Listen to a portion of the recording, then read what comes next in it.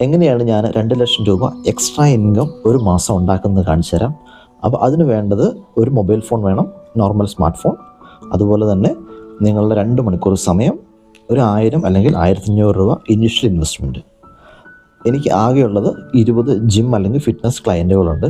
അപ്പോൾ അവർക്ക് ഞാൻ ഡിജിറ്റൽ പ്രോഡക്റ്റ് കൊടുക്കും. 20 പ്രോഡക്റ്റ് ഞാൻ കൊടുക്കാറുണ്ട് ഒരു മാസം.